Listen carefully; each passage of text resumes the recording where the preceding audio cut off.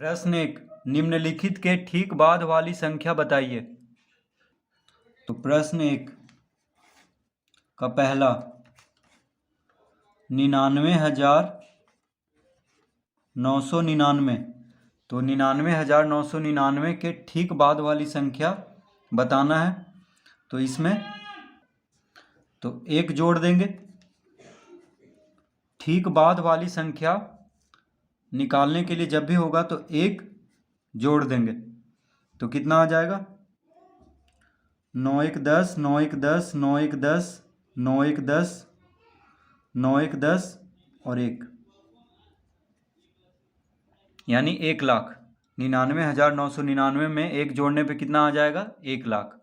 तो 99,999 के ठीक बाद वाली संख्या क्या होगा? 1,00,000। दूसरा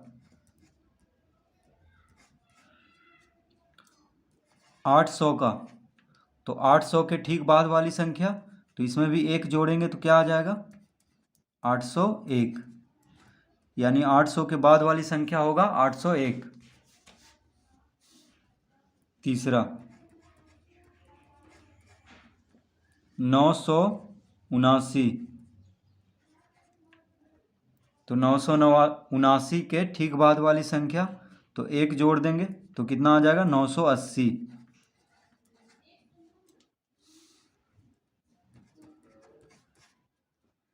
1,000,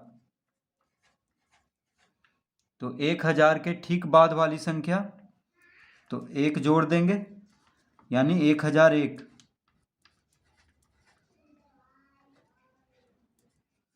तो इसका उत्तर होगा 1,001।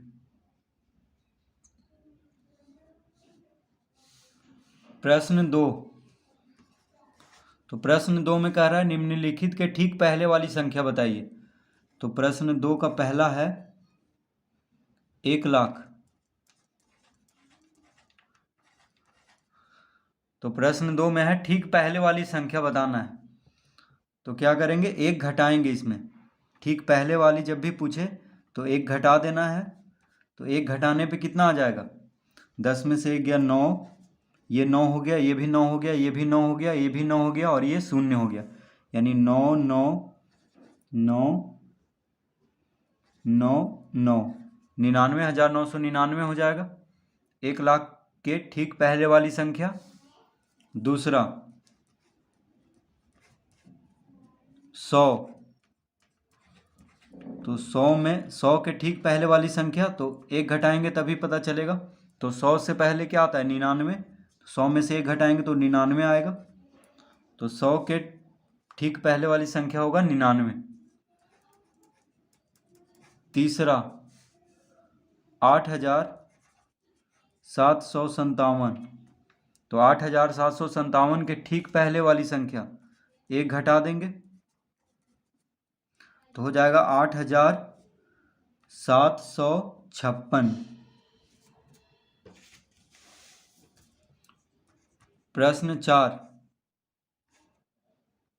99, तो 99 के ठीक पहले वाली संख्या एक घटाएंगे यानी कितना आ जाएगा? 98। 99 के ठीक पहले संख्या होगा 98। प्रश्न 3, तो प्रश्न 3 कह रहा है सबसे छोटी पूर्ण संख्या कौन सी है? सबसे छोटी पूर्ण संख्या कौन सी है? तो इसका उत्तर होगा 0। सबसे छोटी पूर्ण संख्या कौन है? तो 0 है। 0 सबसे छोटी पूर्ण संख्या है, ठीक है, क्योंकि 0 से ही पूर्ण संख्या शुरू होता है। 0 1 2 3 4 इस तरह से, तो 0 हो गया सबसे छोटी पूर्ण संख्या। प्रश्न 4, निम्नलिखित की परवर्ती संख्या बताइए। तो परवर्ती संख्या को उत्तरवर्ती संख्या भी कहते हैं, ठीक है, दोनों एक ही नाम है। तो प्रश्न 4,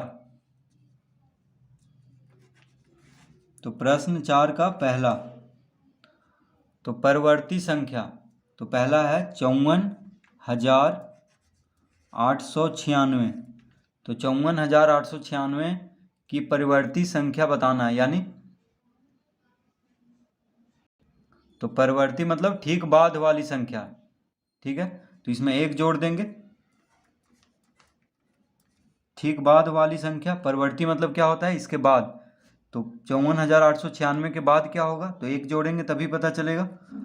तो 6 1 7, यहाँ पे 9 8 4 5, यानी 54,897 इसका उत्तर होगा। दूसरा 8,765,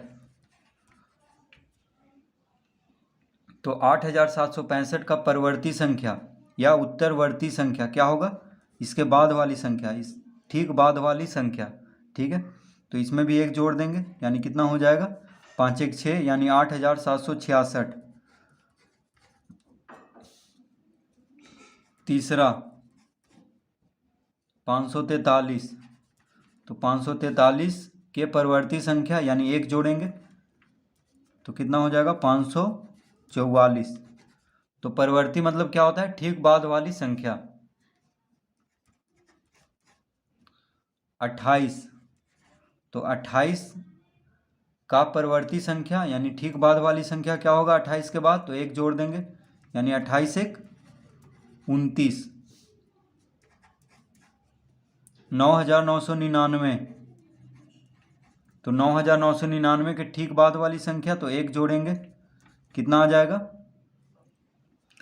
9 1 10, 9 1 10, 9 1 10, 9 1 10, यानी 10,000। तो 9,099 का परवर्ती संख्या क्या होगा, 10,000। प्रश्न 5 में कह रहा है निम्नलिखित की पूर्ववर्ती संख्या, तो पूर्ववर्ती संख्या को अनुवर्ती संख्या भी कहते हैं, तो निम्नलिखित की पूर्ववर्ती संख्या बताइए। तो प्रश्न 5 का पहला है 8,76,542, तो 8,76,542 का पूर्ववर्ती संख्या यानी ठीक पहले वाली संख्या, तो पूर्ववर्ती संख्या मतलब क्या होता है, ठीक पहले वाली संख्या, ठीक है। तो पूर्ववर्ती संख्या को अनुवर्ती संख्या भी कहते हैं। तो ठीक पहले वाली संख्या मतलब 1 घटा देंगे, तो 2 में से 1 गया 1, यानी लिख देंगे 8 7 6 5 4 1, 87,000। ये हो जाएगा 8,76,542 का पूर्ववर्ती संख्या होगा 8,76,541। दूसरा 99, तो 99 का अनुवर्ती संख्या यानी ठीक पहले वाली संख्या क्या होगा, 98, 1 घटा देंगे। तीसरा 101, तो 101 का ठीक पहले वाली संख्या यानी पूर्ववर्ती संख्या, तो 1 घटाएंगे तो 100 हो जाएगा।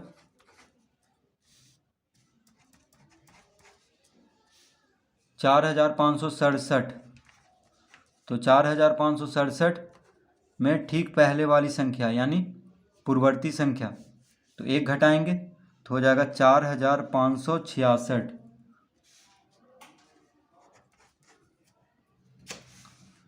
यहाँ पे 1 लाख,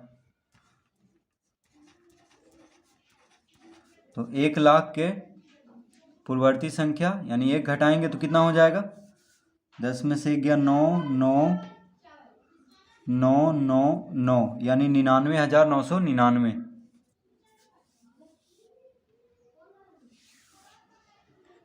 प्रश्न 6, 50 से 80 के बीच कितनी पूर्ण संख्याएं हैं, लिखिए। तो प्रश्न 6, तो 50 से 80 के बीच कितनी पूर्ण संख्याएं हैं, लिखिए। तो देखिए 50 से 80 के बीच यानी 51 से शुरू होगा और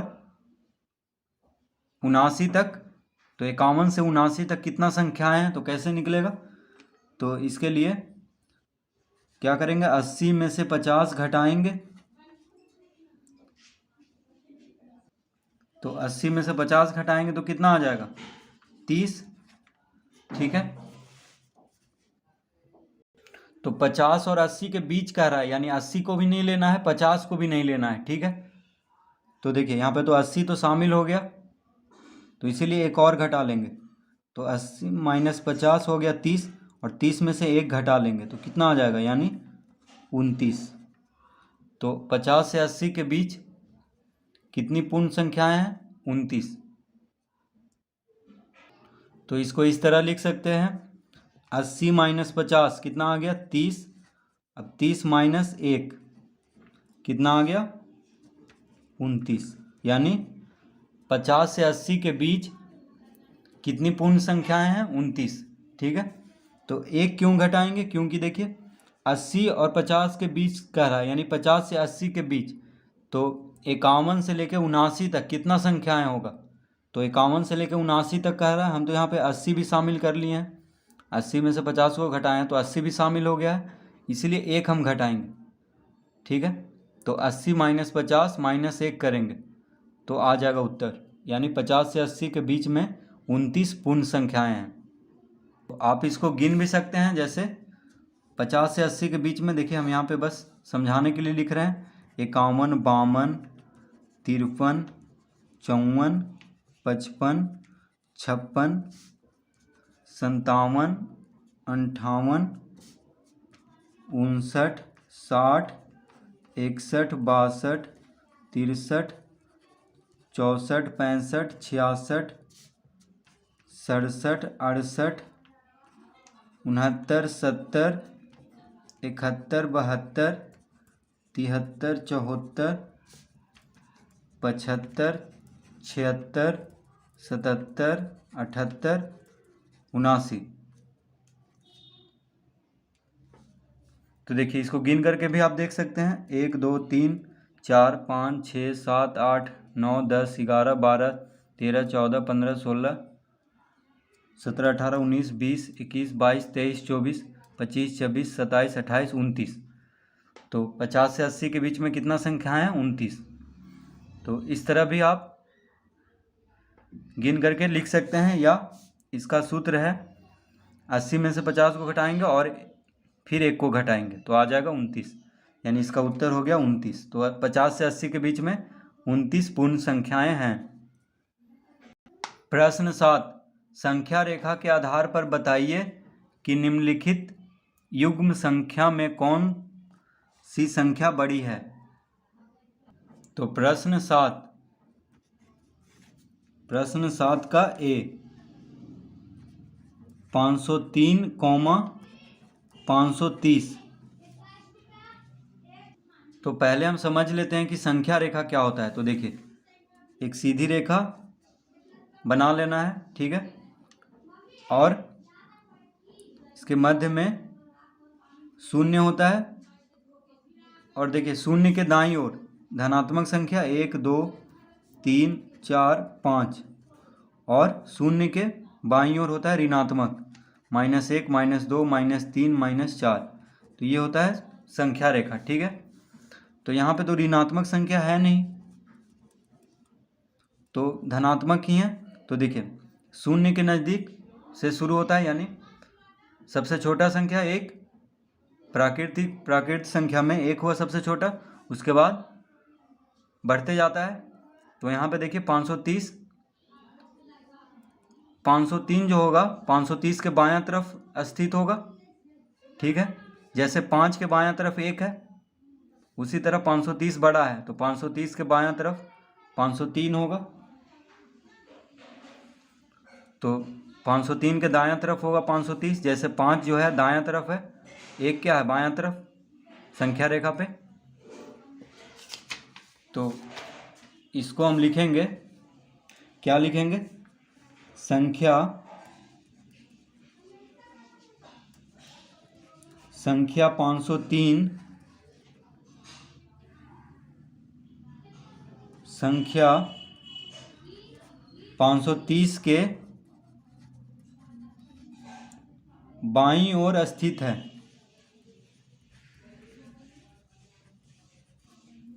बाईं ओर स्थित है। तो कौन बड़ा होगा यहाँ पे? तो 530 बड़ा होगा किससे? तो 503 से। ठीक है, तो कौन बड़ा होगा? 530 बड़ा होगा। तो देखिए बड़ा का चिन्ह देंगे, यानी जिस तरफ इसका मुंह रहता है उस तरफ बड़ा संख्या होता है। तो 530 किससे बड़ा है? 503 से। तो संख्या रेखा के आधार पर बताना है कि निम्नलिखित युग्म संख्या में कौन सी संख्या बड़ी है। तो देखिए 503 जो होगा संख्या 530 के बाईं ओर स्थित होगा, तो इसका मतलब हुआ कि 530 बड़ा है 503 से। तो इसी तरह सब लिख देंगे बी में। तो बी में 1023, 1020। तो 1023 है, 1020 है, तो 1020 बाईं ओर स्थित होगा। तो लिखेंगे संख्या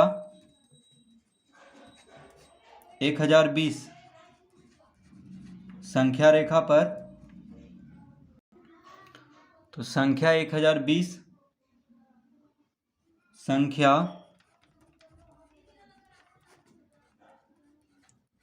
1023 के बाईं ओर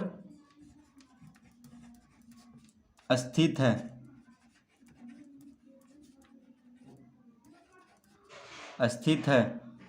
तो इसका मतलब हुआ कि 1023 बड़ा होगा 1020 से। ठीक है, तो इस तरह लिख देना है बस। सी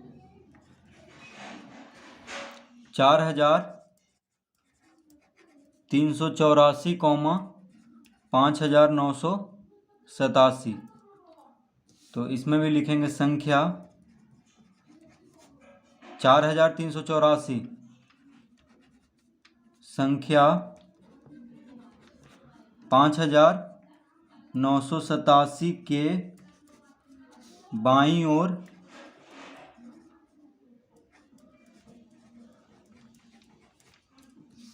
स्थित है।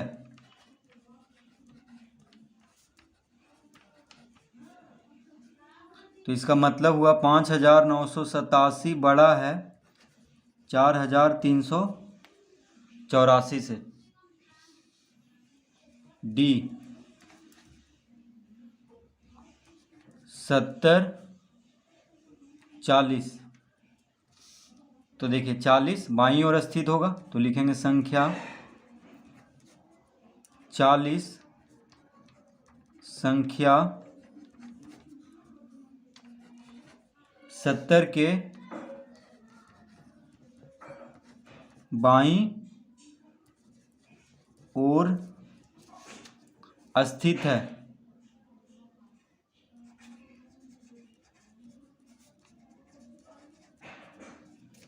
तो कौन बड़ा होगा? 70 बड़ा होगा 40 से। तो संख्या 40 संख्या 70 के बाईं ओर स्थित है। तो 70 40 से बड़ा होगा, तो इस तरह लिख लेंगे।